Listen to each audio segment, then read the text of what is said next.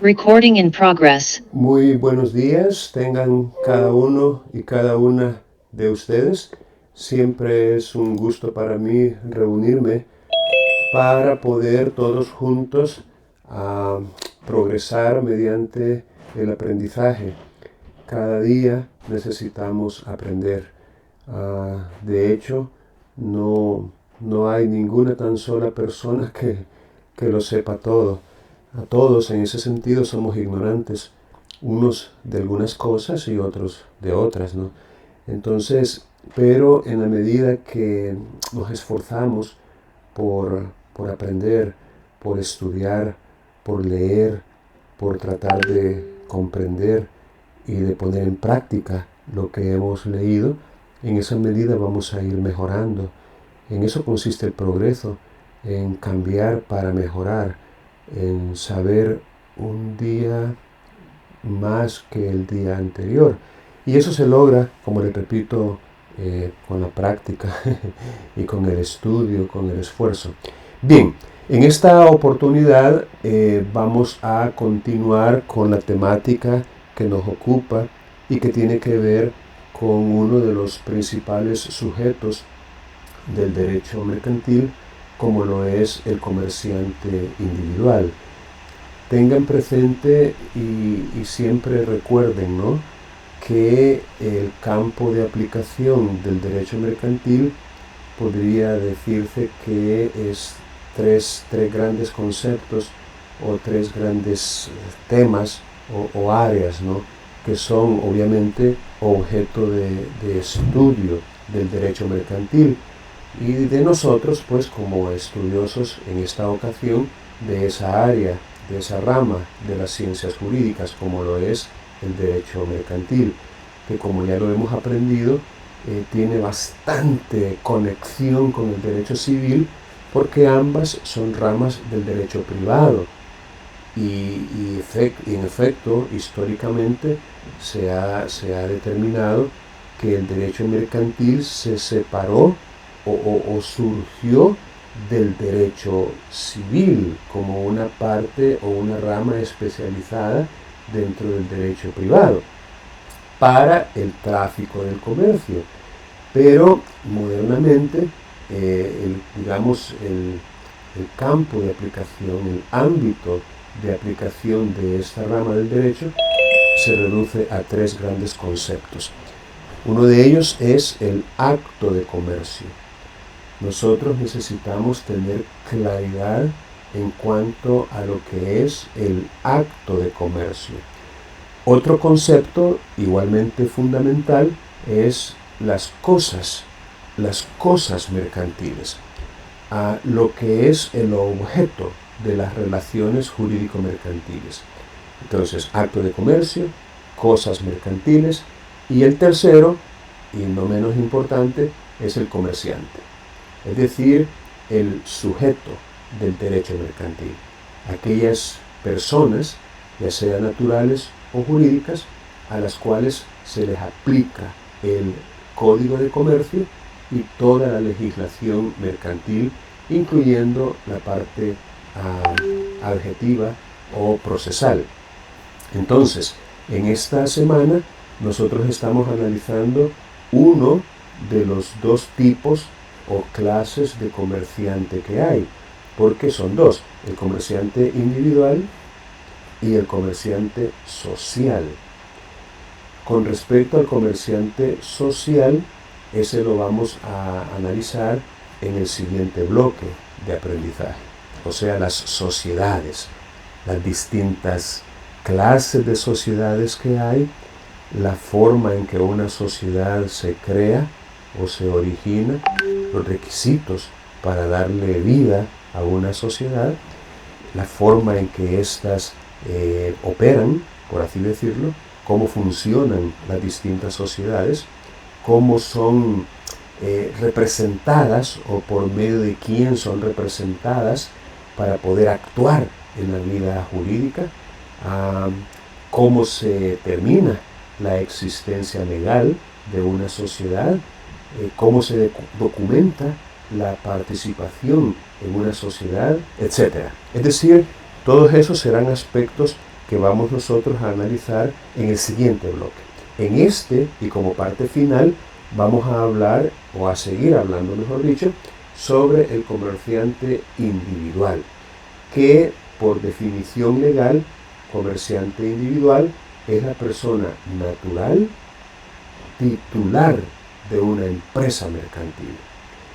Les decía la vez anterior que ese mismo significado o definición que nos da la ley nos obliga a entender con alguna claridad qué es una empresa, ya que el comerciante individual es una persona biológica o física, como usted o como yo, dueña, propietaria o titular de una empresa mercantil. Entonces, a menos que comprendamos el concepto de empresa, no vamos a poder entender con la necesaria claridad qué sería o qué es un comerciante individual.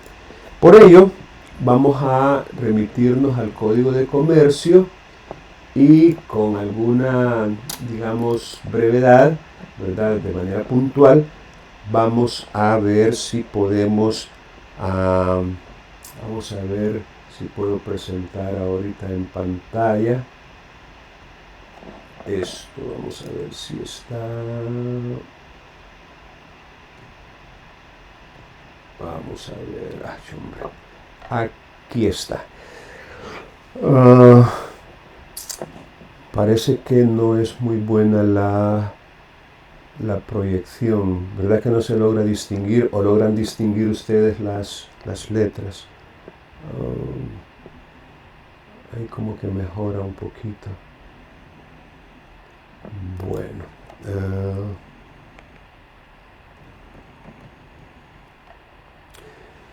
Bueno, a medida que usted va estudiando en el código, usted puede ir incluso haciendo una búsqueda de los términos que le interesan y se dan cuenta de cuántas veces el concepto empresa es mencionado en el código. Tenemos obviamente múltiples, por qué no decirlo, menciones del concepto de empresa. Me interesa de momento, y vamos a llegar a 411, ok. Déjenme terminar de buscar esta definición.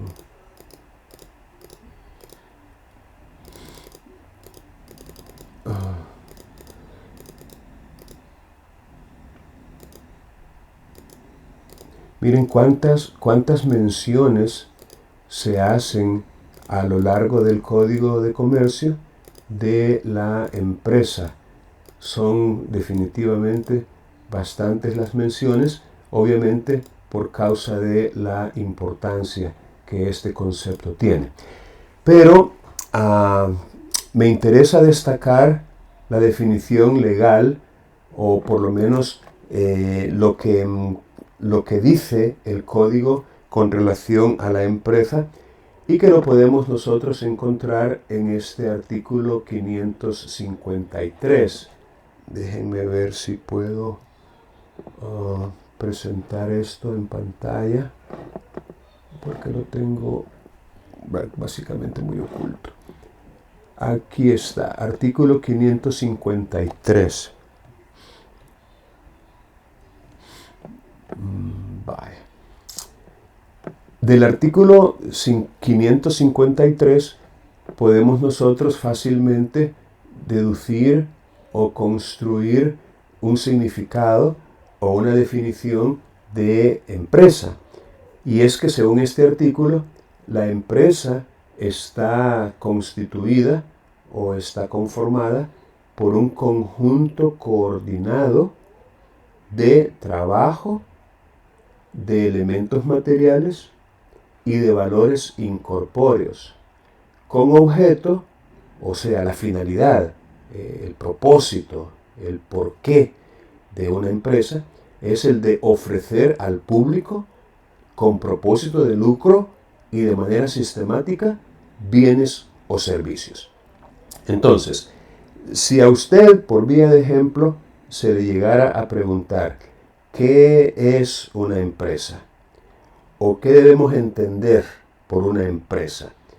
Entonces, la respuesta la podemos dar a partir de lo que dice este artículo, el artículo 553.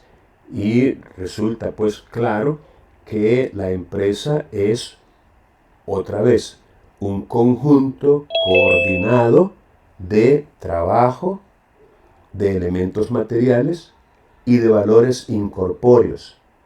Ese es, digamos, el significado o la definición que nos da el código de empresa. Le agrega empresa mercantil para distinguirla de una empresa industrial, por ejemplo.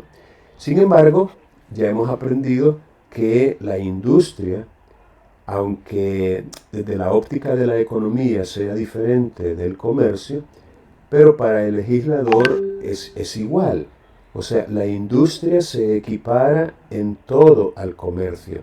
De tal suerte que hablar de una empresa industrial o de una empresa comercial o mercantil prácticamente es hablar de lo mismo. Es decir, dado que la industria se equipara en todo al comercio, entonces hablar de una empresa industrial o de una empresa mercantil básicamente es la misma cosa. Entonces, si les preguntan, repito, ¿qué debemos entender por empresa? Pues aquí el artículo 553 nos da la clave para definirla. Un conjunto coordinado de trabajo, elementos materiales y valores incorpóreos, con la finalidad de ofrecer al público, así de manera general o indeterminada, de manera sistemática, bienes o servicios. Y se hace, obviamente, con ánimo de lucro, es decir, con el propósito de obtener una ganancia, una utilidad, un beneficio económico que vaya, por supuesto, más allá de lo invertido, ¿no? Es decir, una empresa es una herramienta, un instrumento en manos de su dueño para poder ejercer el comercio. Y el comercio, fíjense bien, no se ejerce de manera desinteresada, o sea, de manera gratuita, como para hacer actos de beneficencia o de altruismo. No, para nada. Claramente se reconoce, se admite, se acepta, se está de acuerdo en que estas actividades tienen una finalidad lucrativa. Es decir, no podemos nosotros ser víctimas de una forma de engaño, ¿verdad? O de falsedad cuando se nos quiere hacer ver que nosotros somos los que estamos recibiendo una utilidad o un beneficio. Obviamente sí lo es, no por causa de que satisfacemos una necesidad al adquirir un bien, un producto, un servicio, pero quien reporta mayor ganancia o mayor utilidad es el comerciante, es el industrial. Es decir, porque repito, si él es el dueño de una empresa, no la tiene como un benefactor, no, lo tiene como un modo de vida, como una manera de lograr pues resolver sus propias necesidades, aún, por qué no decirlo, a costa, por usar una palabra, de los demás. Ahora, dice el artículo 554 que una empresa no pierde su carácter cuando sus elementos varíen, ni tampoco por la falta de establecimiento o de asiento permanente. Como quien dice, una empresa podría ser tal, podría existir, podría funcionar, aunque no tenga un asiento permanente, aunque no tenga un establecimiento, o sea, un lugar físico en el cual podamos decir que la empresa está radicada. O sea, podría haber una empresa sin local, sin establecimiento, sin asiento permanente, porque no pierde ese carácter al carecer de eso. ni tampoco cuando sus elementos varíen. Luego dice que la empresa es un bien mueble. Eso creo que ya lo habíamos mencionado. Recuerden que los bienes, de acuerdo con este criterio de clasificación, los bienes pueden ser muebles o inmuebles. Y esa clasificación obedece a si se pueden trasladar o mover de un lugar a otro sin perder su esencia, sin perder su fisonomía propia, ¿no? Ejemplo de un bien raíz o inmueble podría ser una casa, un edificio. Es decir, que está arraigado de tal manera al suelo que no se podría mover sin perder su identidad, su forma. Si usted mueve o pretende mover un edificio, lo más probable es que tenga que destruirlo, ¿no? Porque está arraigado al suelo. En cambio, los bienes muebles no. Entonces, aunque una empresa tenga establecimiento o local, es decir, un lugar, un asiento, un espacio territorial en el cual se ubique, eso no le quita el carácter de ser un bien mueble, porque perfectamente puede cambiar de establecimiento, puede moverse a otro lugar y sigue siendo la misma empresa, o sea, no está condicionado a un lugar en específico. La transmisión y gravamen de sus elementos inmuebles, en el caso de que los tuviera, porque no es un requisito que los tenga, se rige por las normas del derecho común. Bueno, en cuanto a la empresa, como les repito, tenemos todo un articulado a partir de este artículo 553 que les recomiendo leer. O sea, recuerden lo que les dije en otra ocasión y hoy se lo repito, que nosotros estudiamos leyes. Y eso significa que debemos tener a nuestro alcance los distintos cuerpos normativos. En el caso de esta asignatura, pues el Código Civil, ¿verdad? Y el Código de Comercio. Si usted no lo tiene, digamos, a su alcance de manera expedita y rápida, pues le recomiendo que hoy mismo haga una descarga de estas leyes y las tenga en un lugar, en una aplicación, en un dispositivo al cual usted pueda acceder fácilmente.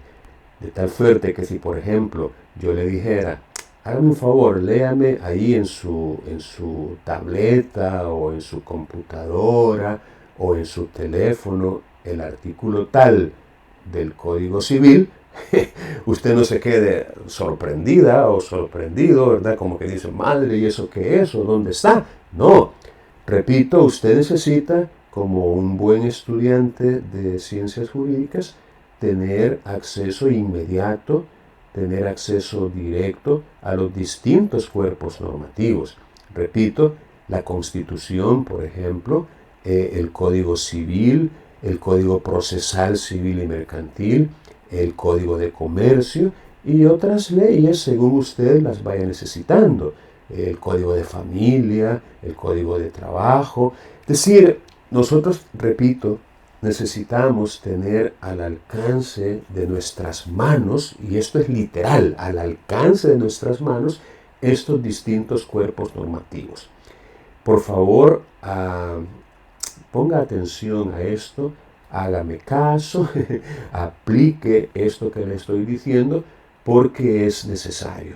Usted, si tiene un buen dispositivo, como un teléfono inteligente o una tableta con la cual usted ande cargando, tenga las leyes a su alcance, que sea más fácil encontrar un artículo en algún cuerpo normativo que encontrar una cuenta de Facebook, por ejemplo, o de Instagram, o de Twitter.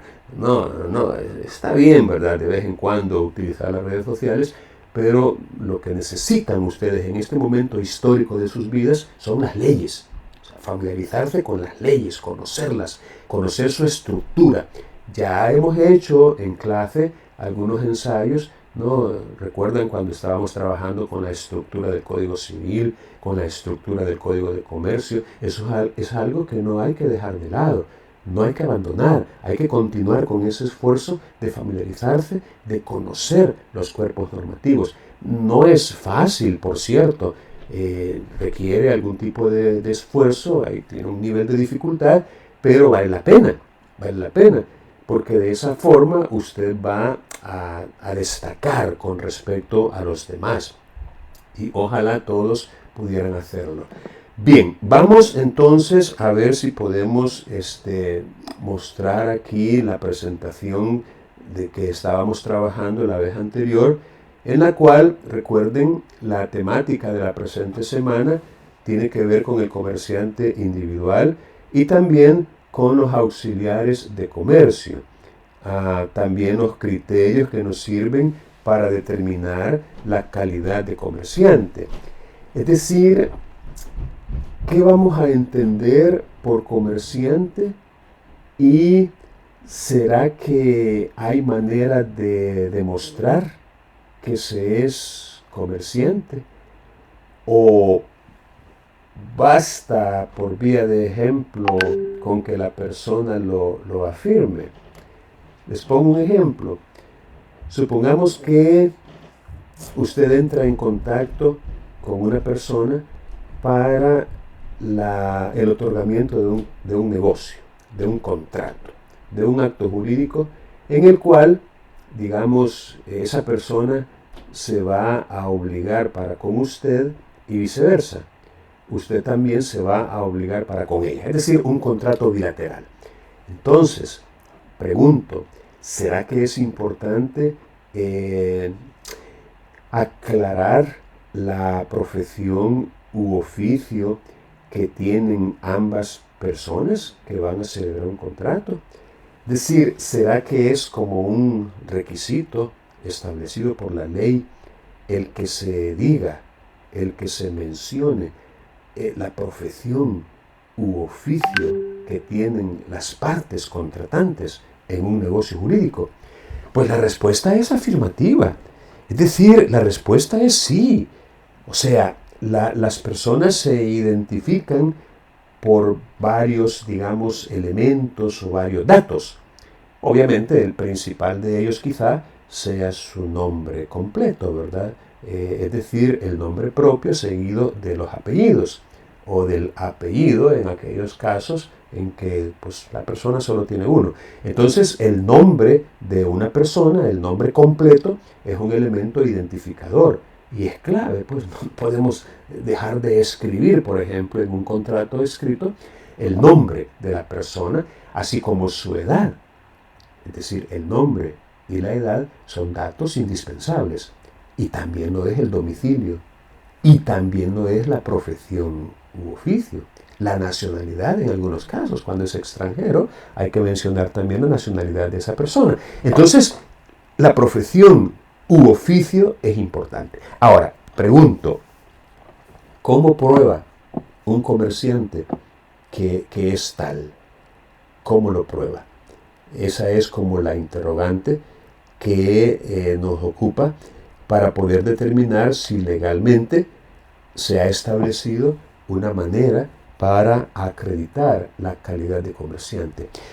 Otro ejemplo, las sociedades, o sea, el comerciante social,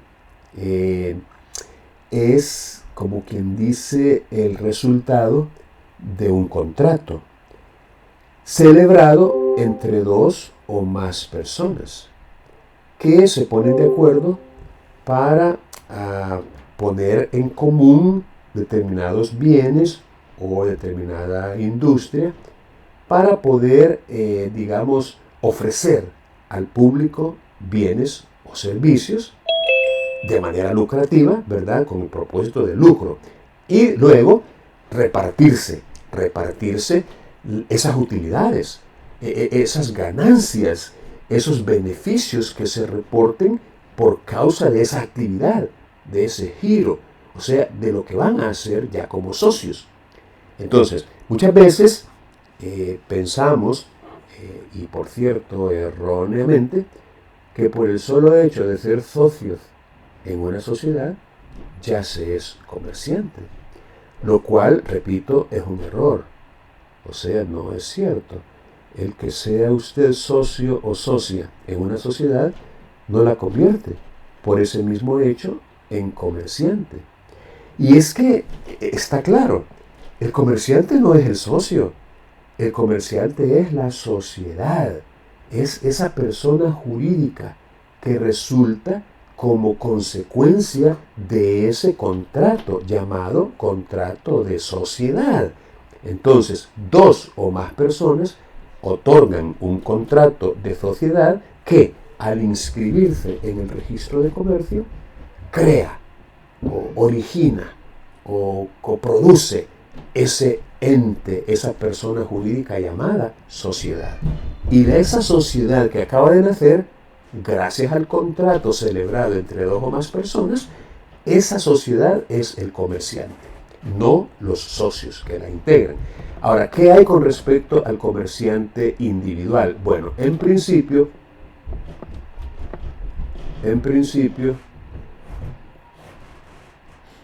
volvemos al artículo 7 que nos menciona, por ejemplo, la capacidad para ejercer el comercio y la circunstancia de que no todas las personas pueden ser comerciantes individuales. No todas las personas, ya que se requiere tanto capacidad como habilidad. La vez pasada nos quedamos haciendo un análisis del artículo 10, el cual lo vamos a repetir porque me interesa que les quede clara esta idea. Dice que las personas que carecen de capacidad o de habilidad para ejercer el comercio no podrán ser titulares de empresas mercantiles. Si ustedes se fijan, la redacción de este artículo es bastante clara. No podrán ser titulares de empresas mercantiles. Ahora bien, si el comerciante individual, en los términos que menciona el artículo 3, vamos a ver, el artículo 2, el artículo 2, si el comerciante individual es la persona natural titular de una empresa mercantil, repito, esta es la definición, ¿por qué no decirlo?, legal, o sea, la definición que nos da la ley sobre el comerciante individual. Es una persona natural, titular o dueña de una empresa mercantil. Entonces, si el artículo 10 nos está diciendo que las personas que no tienen capacidad o que no tienen habilidad para ejercer el comercio no pueden ser titulares de una empresa mercantil, lo que nos está diciendo es que estas personas no pueden, aunque lo deseen, aunque lo crean, aunque lo digan externamente, no pueden ser comerciantes individuales. No pueden ser titulares de una empresa mercantil. Y ello por regla general. Por regla general significa que hay excepciones. Por eso lo dice este artículo, salvo lo dispuesto en los incisos siguientes. Ahora, ¿cuáles son entonces esas excepciones? Bueno, tiene que ver, fíjense bien, con una donación o con una sucesión. Les explico. Es muy posible que el titular de una empresa mercantil, o sea, el comerciante, fallezca, se muera, pues, eso es cosa de todos los días, se muera. En ese caso, la empresa de la cual él era el titular pues es susceptible de ser apropiada, o sea, de cambiar de dueño, de cambiar de titular, y los llamados a hacerse dueño de esa empresa son aquellas personas que, según el testamento que haya hecho ese comerciante, o según la ley, tengan pues derecho a recibir esa herencia, a aceptar esa herencia, a convertirse en los nuevos dueños de aquellos bienes de los cuales el causante, el difunto, era el dueño anterior.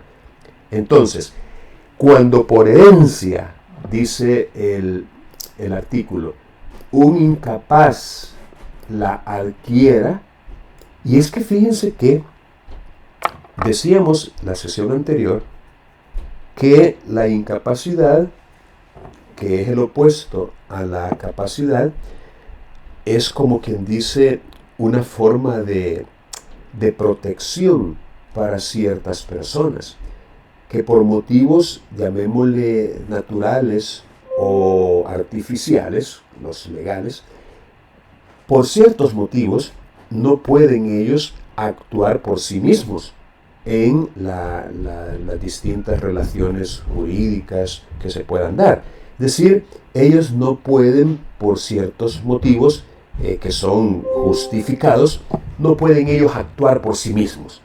Y para poder actuar, para poder ejercer aquellos derechos que ya tienen, requieren o bien el ministerio de otras personas, es decir, que otras personas actúen por ellas, o la autorización, como quien dice el consentimiento de otras personas, que tienen, por supuesto, esas facultades establecidas por la misma ley. Por ejemplo, los padres con respecto a sus hijos sujetos a su autoridad parental.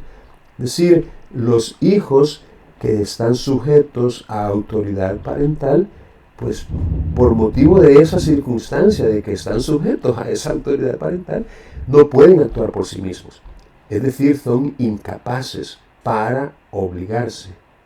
Pero ojo, estamos hablando de una incapacidad para ejercer derechos, no para adquirirlos, porque la capacidad adquisitiva o de goce, que es aquella que nos permite adquirir cosas, incorporar cosas en nuestro patrimonio, repito, la capacidad adquisitiva o de goce, toda persona la tiene, toda, absolutamente toda.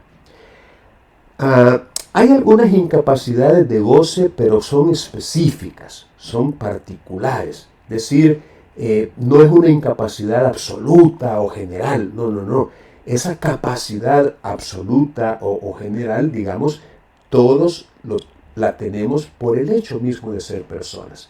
Salvo, repito, porque recuerden, no hay reglas sin excepción, salvo ciertas, digamos, incapacidades especiales, ¿no? de goce que nos impiden adquirir ciertos derechos bajo ciertas circunstancias. Pero es algo, repito, muy excepcional, son incapacidades particulares, así le llama la ley, incapacidades particulares. Pero la incapacidad, digamos, de goce absoluta, en el sentido de que nos podemos encontrar con alguna persona que no pueda adquirir bajo ninguna circunstancia derechos, no la hay. Actualmente no la hay.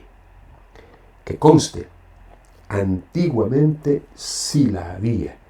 Es importante recordar que nosotros hemos evolucionado a través de la historia como seres humanos y que han habido épocas en las cuales, esa calidad de ser humano se le desconocía a ciertas personas, a ciertos individuos, a tal grado que ni siquiera eran consideradas como personas, ni siquiera eran consideradas como sujetos de derechos, para nada.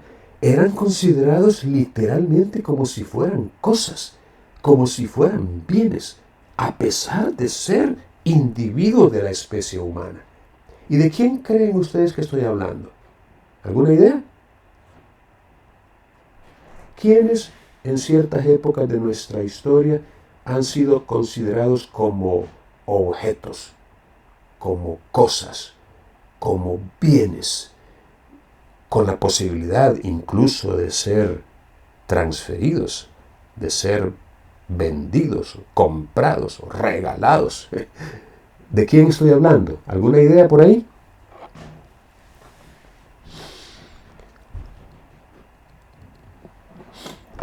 Vamos a ver. Oye. ¿De quién creen que estoy hablando? Ayúdenme, por favor, con una idea. Si no, yo les voy a preguntar específicamente. Vamos a ver. A ver, Maritza. De los esclavos. Así es, gracias por responder. Efectivamente, estoy hablando de los esclavos. Pero que conste, no eran los únicos, ya que en algún momento también esa situación se daba con respecto a otras personas. Por ejemplo, se mencionaba, y así se le llamaba, monstruos. Imagínense cómo eran esas épocas, ¿no? Se le llamaba monstruos. Y era, por vía de ejemplo, aquellos que tenían algún tipo de deformación, algún tipo de deformación física. Piénsese, por ejemplo, en alguien que tal vez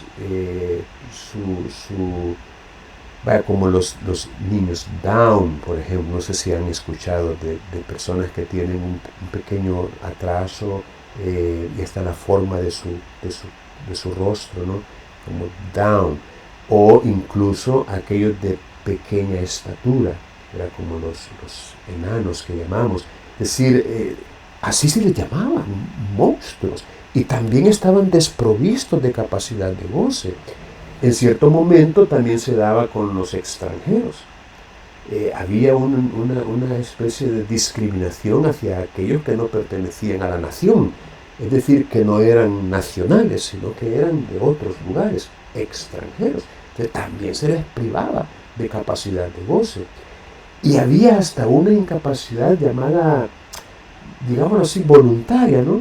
Voluntaria o elegida, y era la de los denominados muertos civiles. Imagínense, la muerte civil. Es decir, y hasta partir de defunción se les inscribía.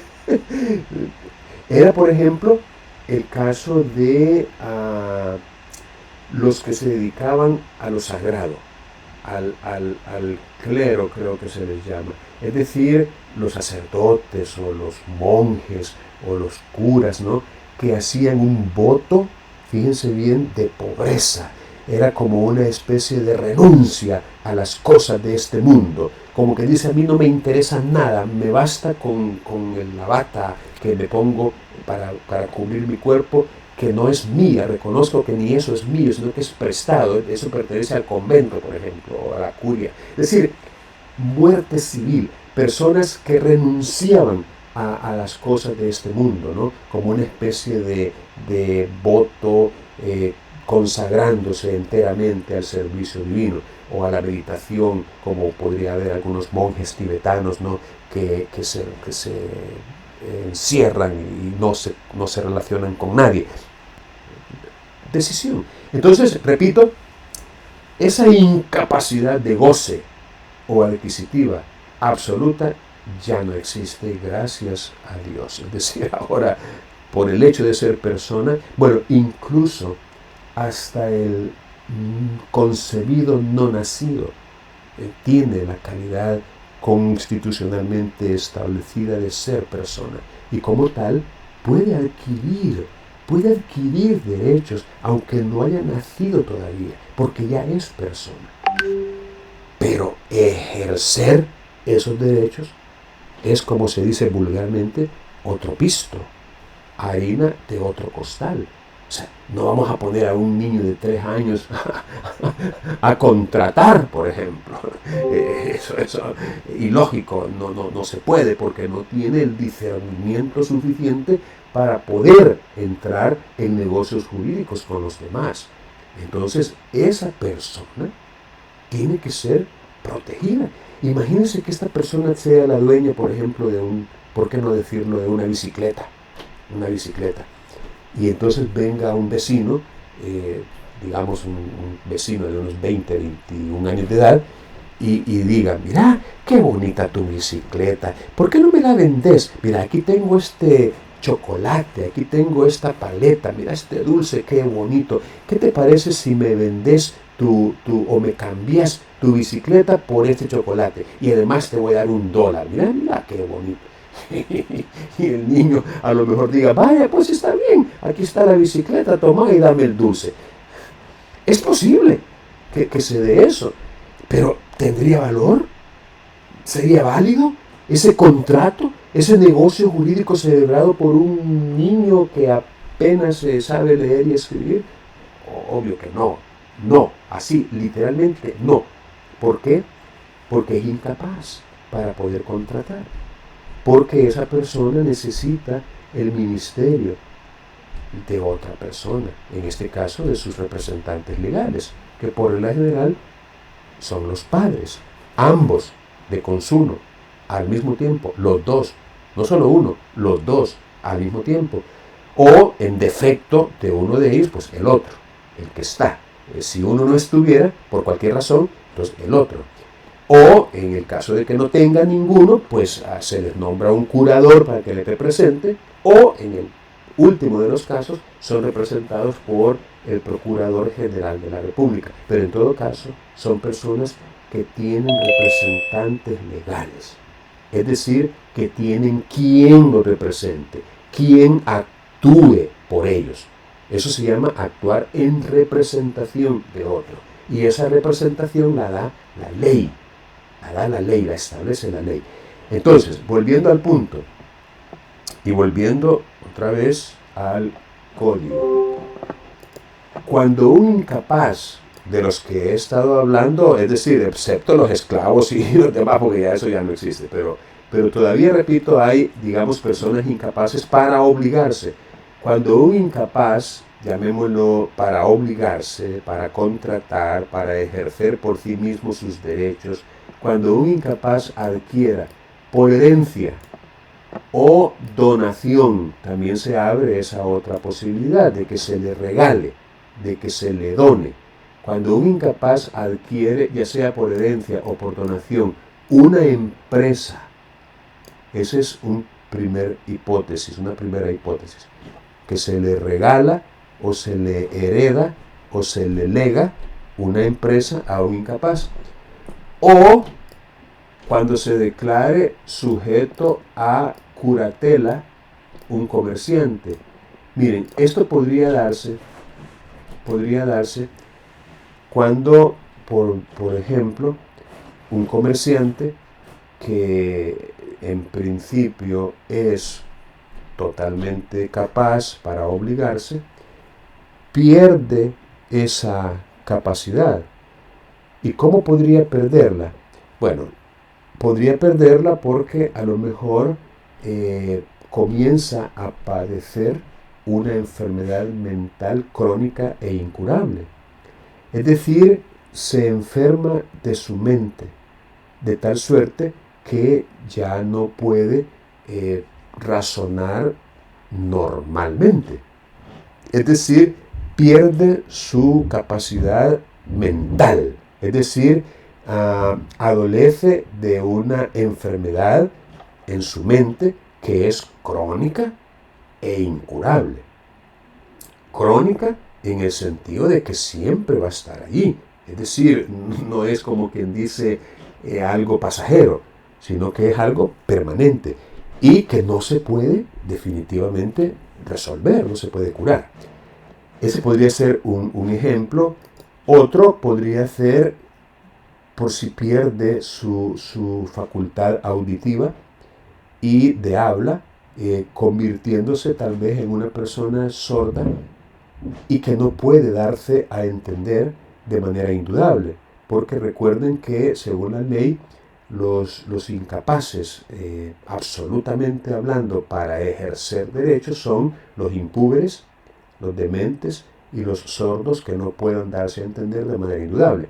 Un comerciante que ya es adulto, ya es mayor, no puede caer en impubertad, porque no se puede retroceder la edad, ni como no se puede retroceder el tiempo. O sea, no alguien que tenga 30 años no puede llegar a tener 12 o 10. Eso es imposible. Pero sí puede perder facultades mentales o auditivas que le coloquen en los otros casos de incapacidad.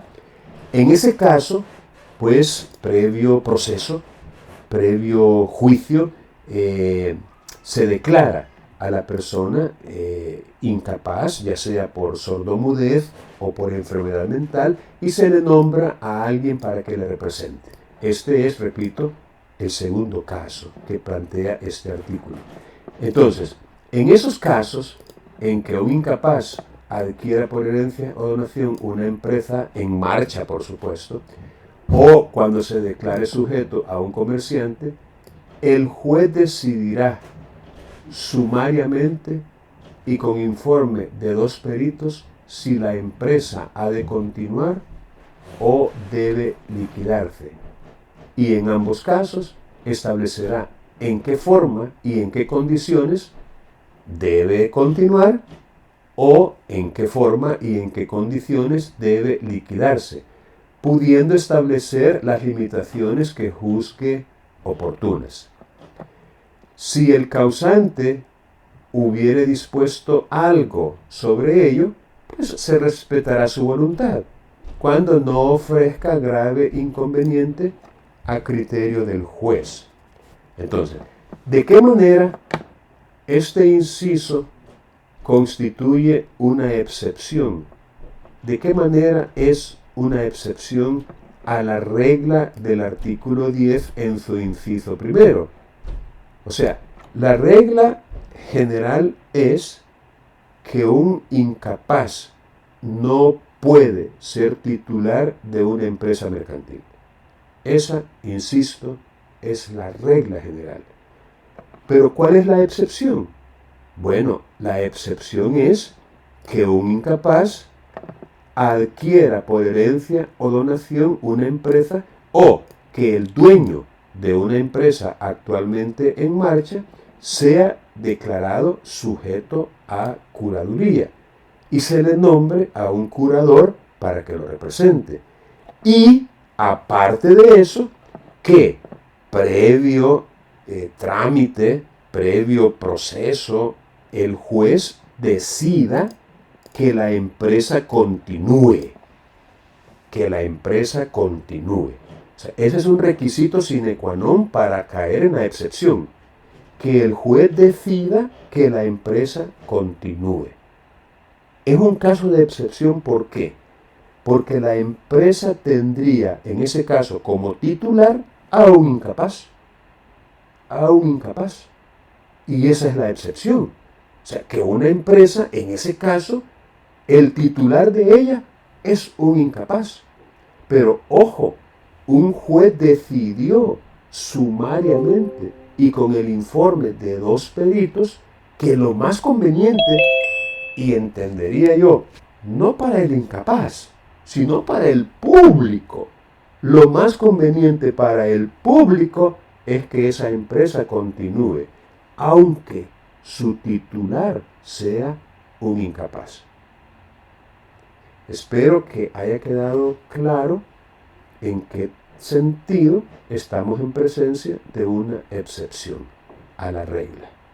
Repito, y me van a disculpar si estoy insistiendo demasiado, pero es porque me interesa que ustedes comprendan bien el punto. Una persona natural, incapaz, no puede ser titular de una empresa mercantil. Pero esa regla tiene excepciones. Y las excepciones son cuando una empresa se le hereda, se le lega, o sea, por sucesión, por herencia, o se le dona a un incapaz. Y el juez resuelve, previo dictamen de 2 peritos, si la empresa debe continuar. En el caso de que el juez resuelva que la empresa continúe, pues en ese caso el dueño de esa empresa sería un incapaz. Esa sería una excepción. La otra es cuando un comerciante, digamos, activo, que tiene una empresa en marcha, es sujeto a curatela e igualmente el juez decide sumariamente que la empresa continúe, a pesar de que su dueño ya no tiene capacidad de ejercicio porque la perdió por causa de esa declaratoria de incapacidad. Ahora, esta acción, dice, podrá ser iniciada de oficio, o sea, sin que nadie se lo pida al juez, o a petición del Ministerio Público, Fiscalía, Procuraduría, o del representante legal del incapaz. Ahora, todo juez que decrete la interdicción de un comerciante, entendamos por interdicción esa declaratoria de incapacidad. O sea, a una persona natural no se le declara incapaz arbitrariamente. Tiene que haber un debido proceso en el cual se valore, se analice, se estudie la situación. Aquí, por ejemplo, entra en escena un perito cualificado, que en el caso de la enfermedad mental, pues es un psiquiatra. O en el caso de la sordomudez, tendría que ser un otorrinolaringólogo. Es decir, eso no es algo que un juez pueda determinar por su propio conocimiento, para nada. El juez tiene que auxiliarse de un perito, de alguien que en realidad conozca, digamos, lo de la enfermedad mental y le pueda decir a través de un informe al juez si es crónica, si es incurable, o en el caso de la sordomudez igual, ¿no? Es decir, no se puede declarar la incapacidad que antes se llamaba interdicción, pero este término ha caído ya en desuso, ya no se usa interdicción, ya no lo usamos, ahora es declaratoria de incapacidad por enfermedad mental o por sordomudez. Y que, por cierto, aquí tenemos un pequeño desfase, porque un juez de familia, que es el que es competente para la declaratoria de incapacidad, no tiene competencia para iniciar este procedimiento. Es decir, para determinar si una empresa debe continuar o debe liquidarse. Entonces yo entendería que esta disposición tendría que ser adecuada a la nueva normativa procesal, que establece diversas áreas de competencia por razón de la materia. Aquí dice que el juez que decrete la incapacidad de un comerciante, que actualmente tendría que ser un juez de familia, dice, deberá iniciar el procedimiento. ¿Cuál procedimiento? El procedimiento para determinar si la empresa debe continuar o debe liquidarse. Yo opino, es decir, yo soy de opinión que un juez de familia no es el competente para este procedimiento de determinar si la empresa debe continuar o debe liquidarse. El juez competente es un juez de lo civil y mercantil. Un juez de lo civil y mercantil. Ahora, lo que pasa es de que antiguamente, como no existían tribunales de familia, esta declaratoria de interdicción, así llamada en aquel tiempo, eran los mismos jueces de lo civil los que las declaraban, la interdicción. Y entonces tenía sentido que el mismo juez iniciara ese procedimiento para determinar si la empresa de la cual ese interdicto o ese incapaz era el dueño, debía continuar o debía liquidarse. Pero actualmente, repito, no me parece que un juez de familia tenga facultades para poder declarar si la empresa ha de continuar o si debe liquidarse. Eso le corresponde a un juez de lo civil y mercantil.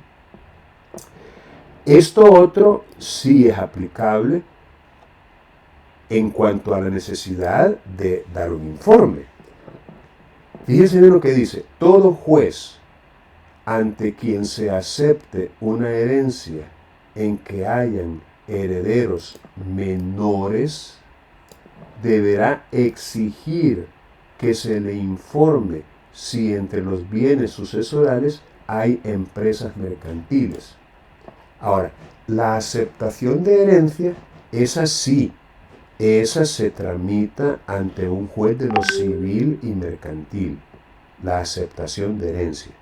Esa ya no es ante un juez de familia. Ante un juez de familia es la declaratoria de incapacidad, pero la aceptación de herencia es ante un juez de lo civil y mercantil o ante un notario. Ante un notario también se puede seguir diligencias de aceptación de herencia, que son las diligencias tendientes a determinar a quién le van a quedar los bienes que una persona fallecida tenía en vida. Ese es el trámite de aceptación de herencia. Esa tiene que ser expresa y se puede hacer ante un juez del último domicilio que tenía el causante o ante un notario, la aceptación. Entonces, esta norma es perfectamente aplicable y tiene que cumplirse. Entonces, según esto, cuando en un trámite de aceptación de herencia resulta que hay herederos menores de 18 años de edad, menores, entonces el juez tiene que exigir que se le informe si en esa masa hereditaria, si en ese caudal relicto, si en ese patrimonio dejado por el difunto, hay empresas mercantiles. En caso afirmativo, deberá iniciar el procedimiento dentro de los 15 días contados a partir del siguiente a aquel en que se notifique la declaratoria de herederos.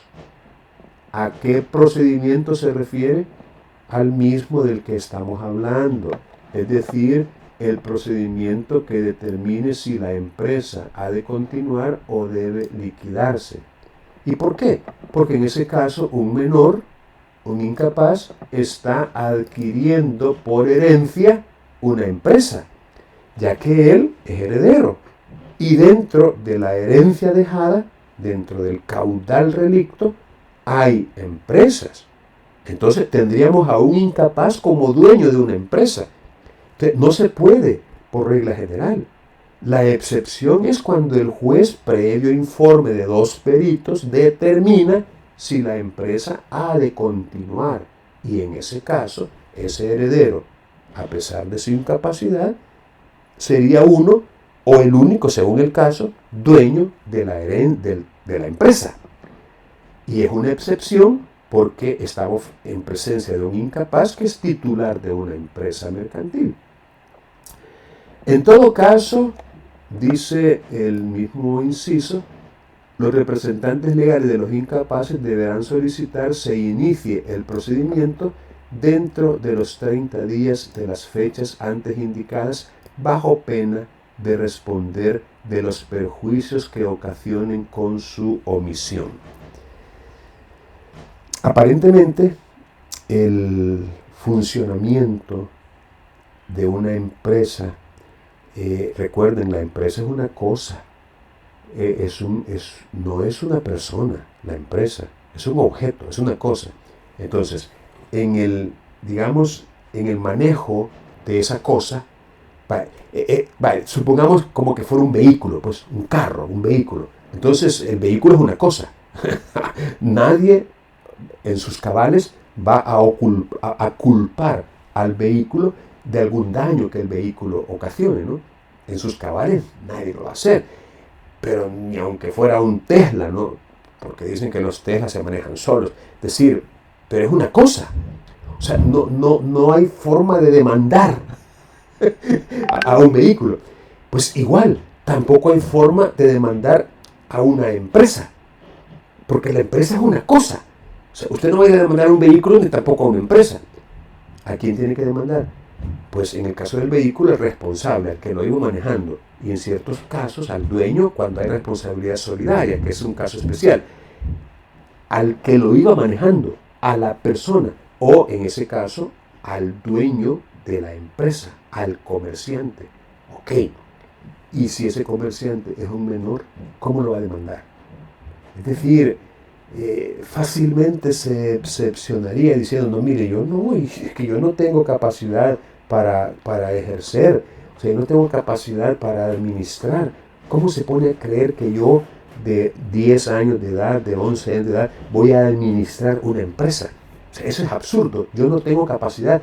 Entonces, ese perjuicio causado por el manejo de esa empresa, ese perjuicio, alguien tiene que responder por él. Y lo que el legislador está viendo es de que no sea un incapaz. De que no sea un incapaz. Y por eso es de que el juez tiene que determinar si una empresa podría continuar siendo, digamos, dueño de ella un incapaz. O sea, el juez tiene que valorar. Y créanme, lo más probable es que el juez diga, un momento, esa empresa o se liquida o se transfiere a una persona que sea legalmente capaz. Porque yo no voy a permitir que un incapaz continúe con las operaciones de esta empresa. Podría ser la resolución, llamémosle, más acertada, ¿no?, de un juez en este caso. Bien, en ese procedimiento siempre deberán ser oídos tanto el Ministerio Público como el representante legal. En este caso entra en juego el Ministerio Público representado por la Fiscalía General de la República. Cuando leamos en los cuerpos normativos Ministerio Público, por regla general se refiere a la Fiscalía. Allá por excepción podemos incorporar también el Ministerio Público representado por la Procuraduría. Pero recuerden que la Procuraduría más bien va en defensa de los pobres, de los que no tienen, digamos, capacidad como para contratar a un abogado. Y normalmente la Procuraduría lo que hace es representar precisamente a esas personas que no tienen, digamos, cómo sufragar los honorarios y gastos de un abogado.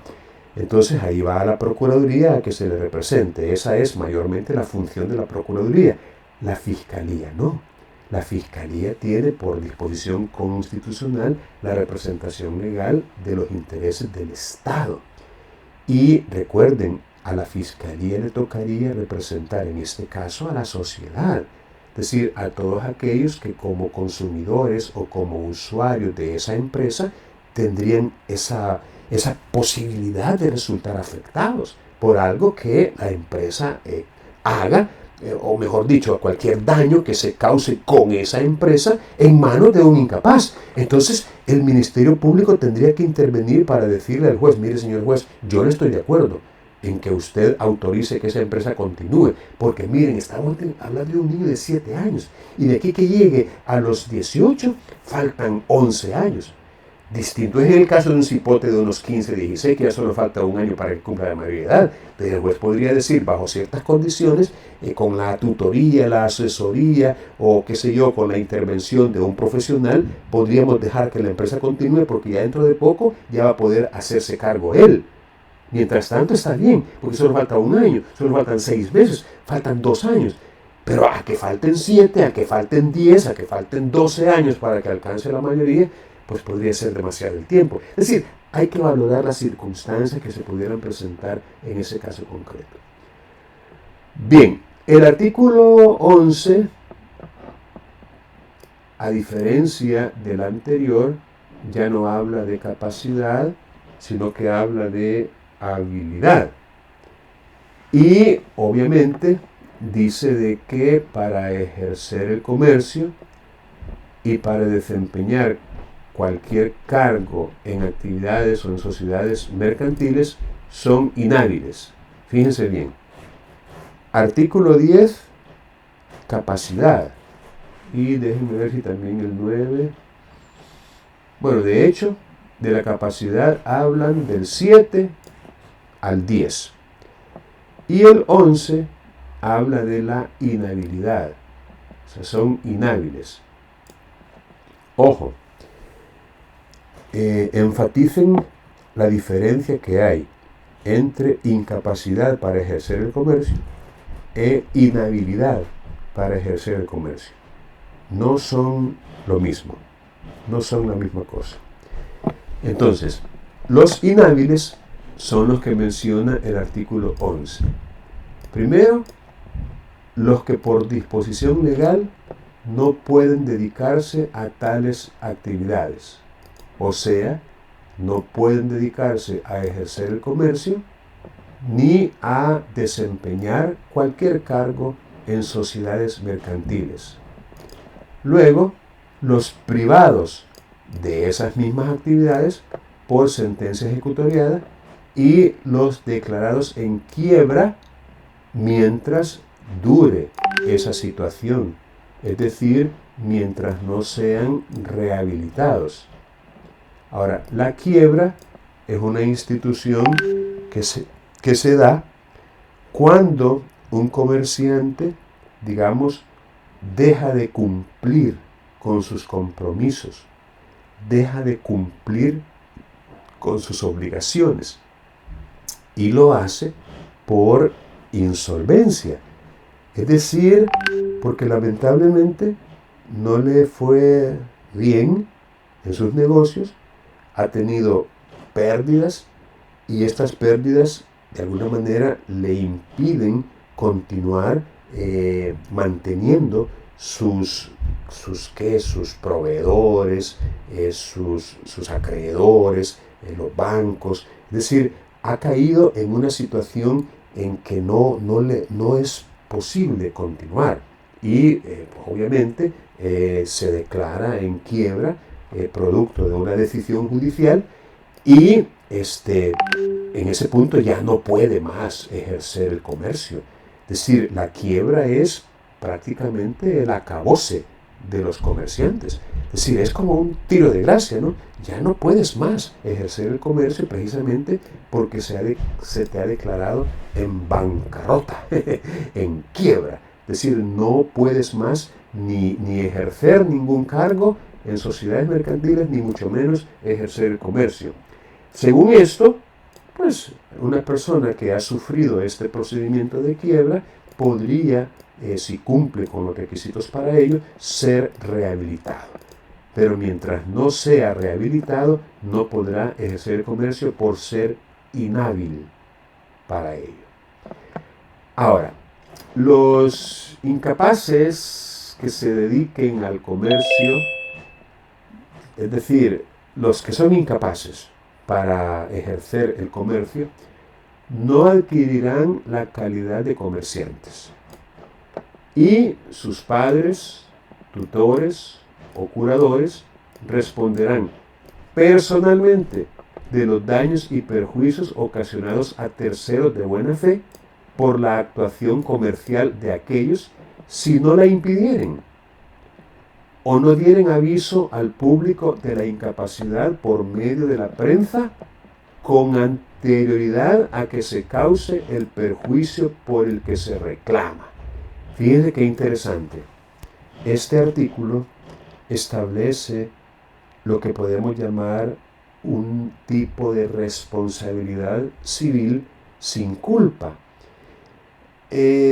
O quizás sí, ¿no? Quizás haya culpa porque el código está diciendo de que si un padre se da cuenta de que un hijo menor de edad y por ende incapaz para obligarse ejerce el comercio,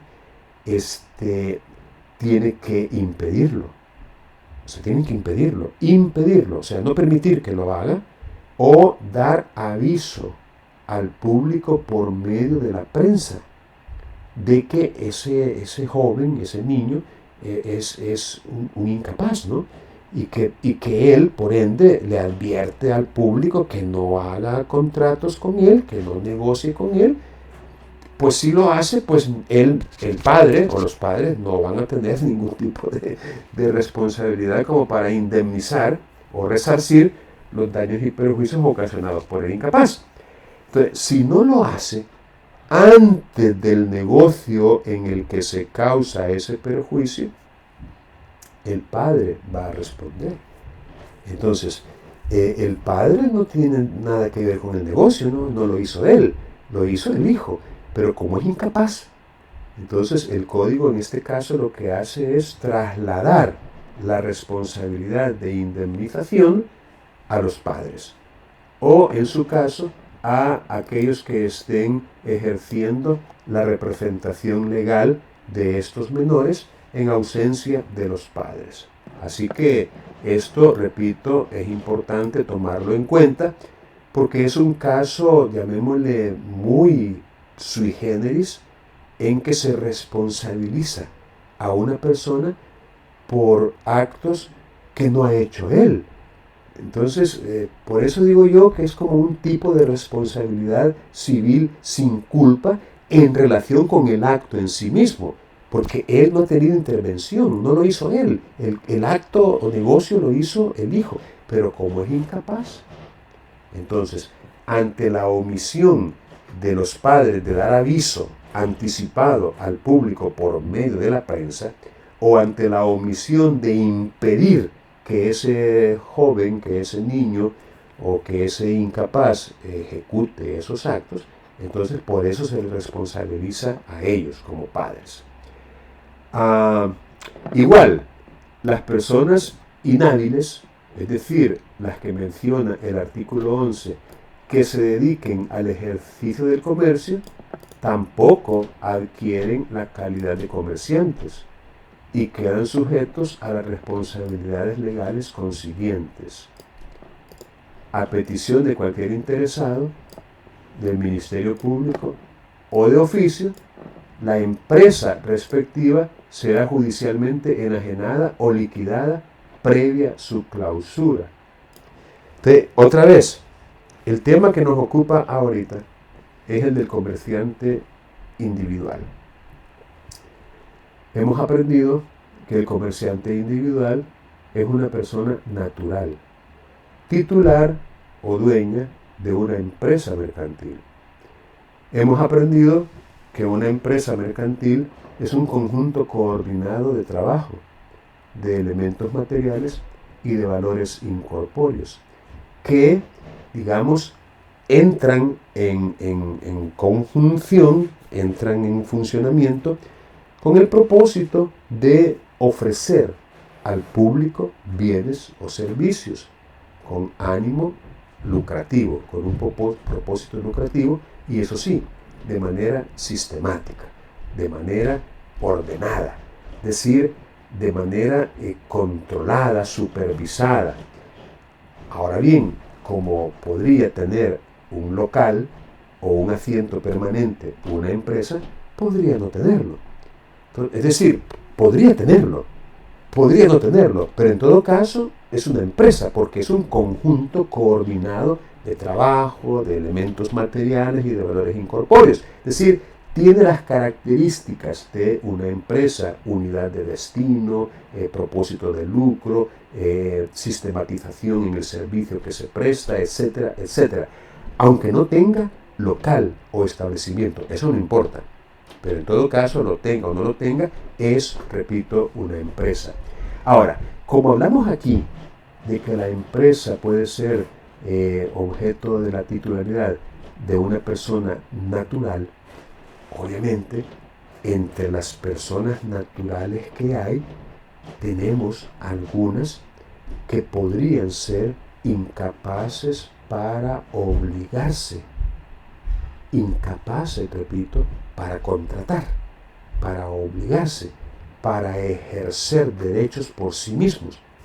Esas personas son: 1, los dementes; 2, los impúberes; 3, los sordos que no puedan darse a entender por escrito. Esos son incapaces absolutos. Sus actos no producen ni siquiera obligaciones naturales y no admiten caución. Pero también tenemos a otros incapaces que son los relativos, y esos son los menores adultos. ¿Quiénes son los menores adultos?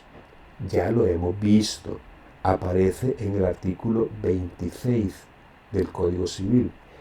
Los menores adultos son aquellos que ya no son impúberes, pero siguen siendo menores. Es decir, ya no son impúberes, pero no han alcanzado los 18 años de edad. En el caso de los hombres, son impúberes desde los 14, son menores adultos desde los 14 hasta los 18. Porque al cumplir 14 es que dejan de ser impúberes los hombres. Con las mujeres es diferente. Las mujeres alcanzan la pubertad antes, 2 años antes que los hombres. Las mujeres son menores adultos cuando cumplen 12, pero todavía no han cumplido los 18. Por eso son menores adultos, es decir, menores no impúberes, o sea, púberes, que es lo mismo. O sea, púber o menor adulto es lo mismo. Ya sea un hombre o una mujer, se le puede llamar púber también. Púber es, repito, el menor adulto. O sea, el varón que ya cumplió los 14, pero no ha cumplido los 18. O la mujer que ya cumplió los 12, pero que tampoco ha cumplido los 18. Entonces, estas personas, repito, no pueden, por regla general, no pueden ser comerciantes individuales. No pueden ser titulares de una empresa mercantil. Si estas personas tuvieran una empresa y ejercieran el comercio con ella, esa empresa tendría que ser o bien enajenada a un capaz o liquidada previa su clausura. Es lo que está diciendo este artículo. Y además de las personas que son incapaces para ejercer el comercio, también existen las que son inhábiles para ejercer el comercio. Los inhábiles, esos serían capaces, ¿verdad? Serían capaces, porque es otra categoría diferente. O sea, son capaces para obligarse, pero son inhábiles para ejercer el comercio, que son, repito, circunstancias diferentes. Otra, digamos, aclaración que nos hace el código en el artículo 14 tiene que ver con los agricultores y los artesanos, siempre y cuando no tengan un almacén o tienda para vender sus productos. Es decir, un agricultor o un artesano no es comerciante a menos que tenga un almacén o una tienda para el expendio de sus productos, es decir, de lo que él cultiva o de lo que él crea en su calidad de artesano. Pero mientras no tenga esta circunstancia de contar con un almacén o tienda para la venta de sus productos, entonces no es un comerciante. Artículo 14, que es el que tengo yo aquí mostrándoles en pantalla. Los agricultores y artesanos que no tengan almacén o tienda para el expendio de sus productos no son comerciantes. Ahora, aquí tenemos algo que yo les voy a pedir que ustedes estudien. Y ojo, pónganle mucha atención a lo que les estoy diciendo, porque recuerden que de hoy en 8, el jueves 20, vamos a tener el examen parcial. Y todo esto que yo estoy explicando será objeto de evaluación.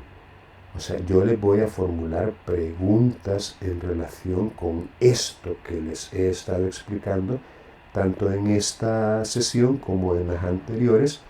Y obviamente, si usted no le pone atención a esto, pues adivinando no va a lograr obtener una buena nota, ¿verdad? Y es un parcial, ¿verdad? Entonces, póngale por favor atención a esto.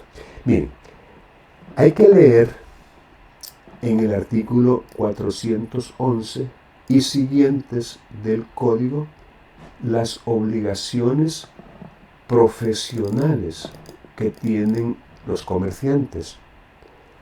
De hecho, vamos a ver si nos podemos remitir y luego volvemos al artículo 15. En el artículo 411 aparecen de modo general las obligaciones de los comerciantes. De hecho, el acápite dice obligaciones profesionales.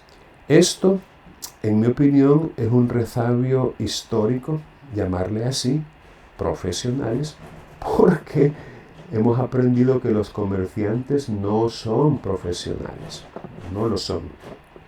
Pero antiguamente sí se consideraba que el comercio era una profesión. Y como este código ya tiene algunas horas, digamos, de haber sido publicado algún tiempo atrás, entonces quizás influenciado por la teoría clásica del derecho mercantil, se le llamó profesionales a las obligaciones, como si los comerciantes fueran profesionales, cuando, repito, no lo son, no lo son. Ejercer el comercio no implica el conocimiento de las aptitudes y de las técnicas propias de un profesional. Bien, en primer lugar se habla de las matrículas de comercio. Y dice el artículo 411, quiero ver si le puedo dar algún tipo de... Ok. Dice, son obligaciones del comerciante individual y social, fíjense bien, Romano 1, matricular su empresa mercantil. Matricular su empresa es una de las obligaciones, llamémosle principales, que los comerciantes, tanto individuales como sociales, tienen. Matricular su empresa y registrar sus respectivos locales, agencias o sucursales. La matrícula de empresa es, pues, un instituto, una institución fundamental del derecho mercantil, con la cual también necesitamos entrar en contacto, la matrícula de empresa. Luego, Romano II, llevar la contabilidad y la correspondencia en la forma prescrita por este código. Contabilidad, llamémosle, formal. Es decir, tiene que llevar una contabilidad. Romano III, depositar cada año en el registro de comercio el balance general de su empresa. Balance. Los estados de resultados y de cambio en el patrimonio correspondientes al mismo ejercicio del balance, acompañados del dictamen del auditor y sus respectivos anexos, y cumplir con los demás requisitos de publicidad mercantil que la ley establece. Esta es una obligación que tiene como finalidad dar a conocer al público en general cuál es la situación financiera o contable de esa empresa. Todos los comerciantes, tanto individuales como sociales, deben depositar año con año al registro de comercio esta información: un balance, los estados de resultados y cambios en el patrimonio, con el dictamen y los anexos del auditor. Y luego, aunque no menos importante, en el Romano IV, realizar su actividad, o sea, sus negocios, su giro, dentro de los límites de la libre competencia establecidos en la ley, los usos mercantiles y las buenas costumbres, absteniéndose de toda competencia desleal. Entonces, luego se comienza a desarrollar en el código, por vía de ejemplo, las matrículas, tanto de empresa como de establecimiento. Dice, la matrícula de comercio que regula el presente código es la de empresa, que será de carácter permanente. Estará a cargo del registro de comercio y se llevará en registros especiales en cualquier forma que la técnica indique. La matrícula de empresa mercantil constituirá el registro único de empresa. Entonces, aquí se comienza a regular, a partir de este artículo, las obligaciones que se mencionaron previamente en el artículo 411. Ahora, volvamos al artículo 15 para ver qué es lo que nos dice con relación al comerciante individual.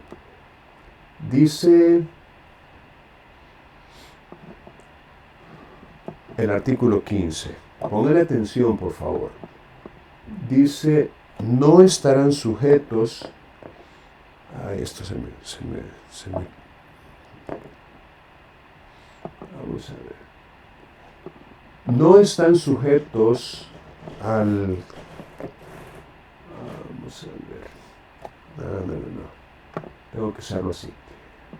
No están sujetos al cumplimiento de las obligaciones profesionales contenidas en el libro segundo que este código impone, los comerciantes e industriales individuales en pequeño. La sesión pasada hablábamos un poco acerca de esto, en pequeño. Los comerciantes e industriales individuales en pequeño, cuyo activo sea, vamos a ver, inferior a $12,000 de los Estados Unidos de América. Cumplirán únicamente con la contenida en el Romano cuarto del artículo 411, que es el que habla de la competencia desleal, que deben ejercer sus actividades dentro de los límites establecidos por la ley, los usos, las buenas costumbres, evitar la competencia desleal. Esa es, repito, la única obligación que se impone a los comerciantes e industriales individuales en pequeño. Es decir, aquellos cuyo activo, ojo, por favor, busquen en un diccionario especializado y dentro del contexto de una empresa que vamos a entender por activo. ¿A qué se refiere cuando dice cuyo activo? ¿Qué es eso, el activo? Porque de eso depende. Si es inferior a $12,000, y entendamos por inferior que no llega a los $12,000, el activo. Porque si fuera de $12,000 o más, entonces pues tendría que cumplir con todas las obligaciones del artículo 411. Pero si es 11,999,99 centavos, es decir, no llega a los 12,000, es inferior a 12,000, entonces solamente con la obligación del Romano cuarto del artículo 411, lo que significa que no tendría por qué registrar la empresa ni sus establecimientos, no tendría por qué obtener matrícula de comercio, no tendría por qué depositar en el registro balances ni nada por el estilo. Es decir, no tendría las obligaciones de los Romanos 1, 2 y 3, solamente la que hace referencia a la forma de ejercer el comercio, que tiene que respetar la ley, las buenas costumbres, la libre competencia y no hacer competencia desleal. Finalmente, en relación con el comerciante individual, tenemos el artículo 16, que dice que aquellos que verifican accidentalmente algún acto de comercio no son comerciantes. Sin embargo, en cuanto a tales operaciones, quedan sujetos a las leyes mercantiles. Quienes verifican accidentalmente algún acto de comercio, obviamente, no son comerciantes por el solo hecho de realizar accidentalmente un acto de comercio.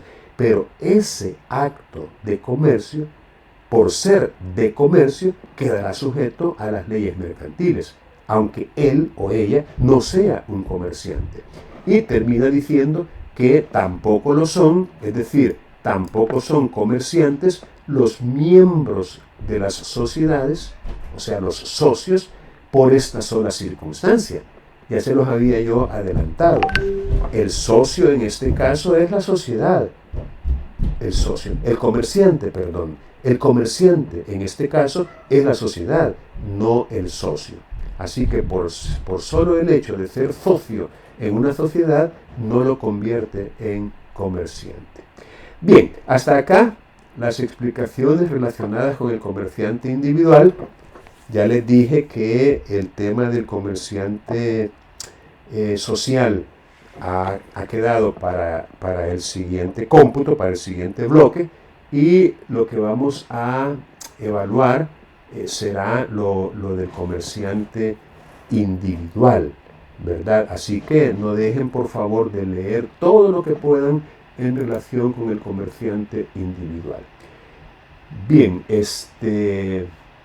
vamos a finalizar. Si alguno tiene alguna pregunta, la puede formular en este preciso momento.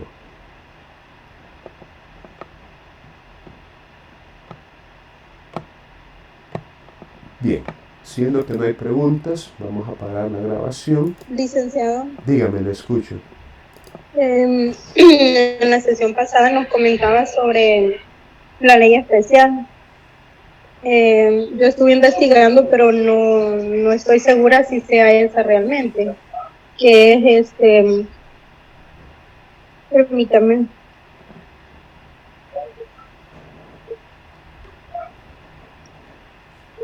¿Qué sería la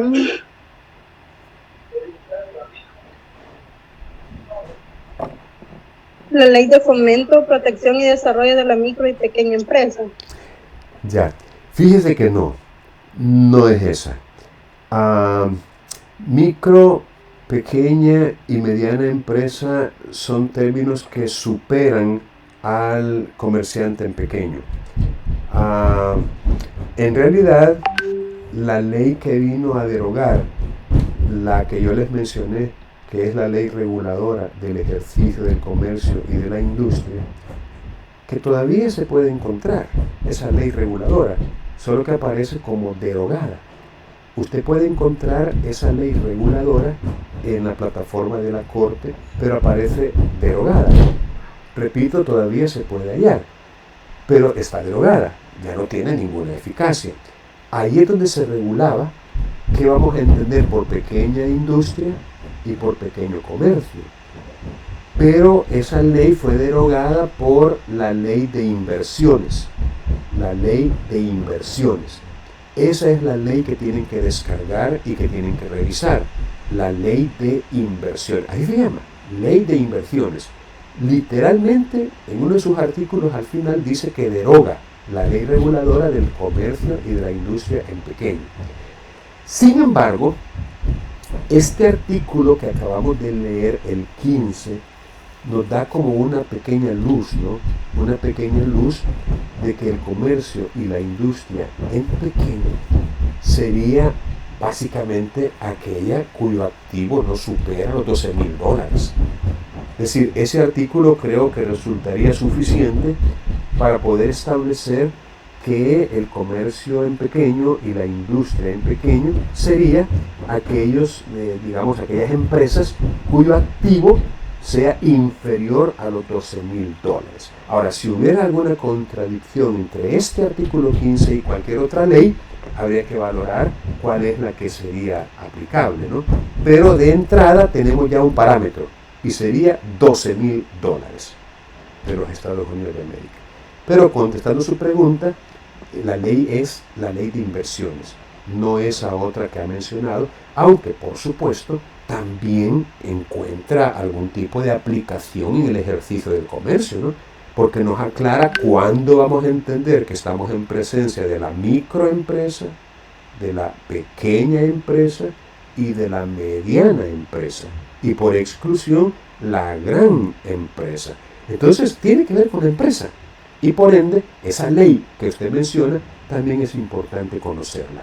la ley que regula o que establece qué vamos a entender por micro, mediana, pequeña empresa. Así sería la respuesta. ¿Alguna otra pregunta o interrogante que tengan? Gracias, Nick. Para servirle. Bien, si no tienen otra pregunta, vamos a finalizar ahorita con la asistencia, no se vayan, y voy a detener la grabación para que no salga la asistencia en ella. Recording stopped.